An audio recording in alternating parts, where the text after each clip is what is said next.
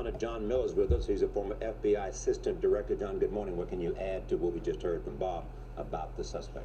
Well, a couple of things. Number one, the poster worked. You know, the FBI put the poster out last night and said, anyone who knows anything about this individual, please contact us. So they spent a night sorting through calls from acquaintances, former friends, co-workers, fellow students at Embry-Riddle, who were able to fill in the details. But what emerges is a richer picture of a man who was leading two lives. One, the individual who came to work every day last week at Building 197, the same building that he conducted a massacre at yesterday, wiring up cubicles for an IT refresh that the building was going through in that section. Coworkers said they got along with him fine. He seemed perfectly normal. He said he'd been in the military, was now a contractor, but was looking to go back into the military. He was excited about seeing his family. Now, interestingly, he had an incident with a supervisor where they criticized his work on one of the installations, and he didn't seem to take that well. Does that become a factor in this?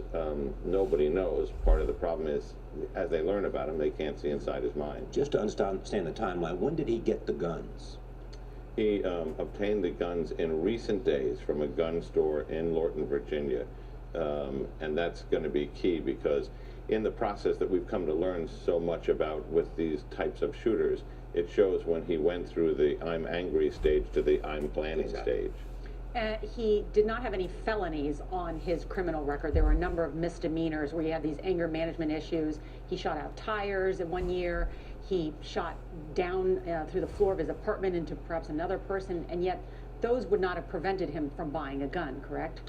Those were, one arrest was for discharging a firearm in a public place, the other was malicious mischief, but that's what he was arrested for. The things that are going to prevent you from getting a gun, and neither one of those would have, only result from convictions, and as Bob Orr pointed out, neither one of those was prosecuted. And then just quickly, we asked this question yesterday morning. Does this appear to be a disgruntled worker, individual? Are there any indications he was self-radicalized, connected with a terror group or terrorist teachings? No, the indications are he was a government worker with a secret clearance who was a devout Buddhist, and that there were mental issues that he had sought help from the VA a number of times, and that he was going through acting normally during work and then having these episodes for which he was trying to get treatment.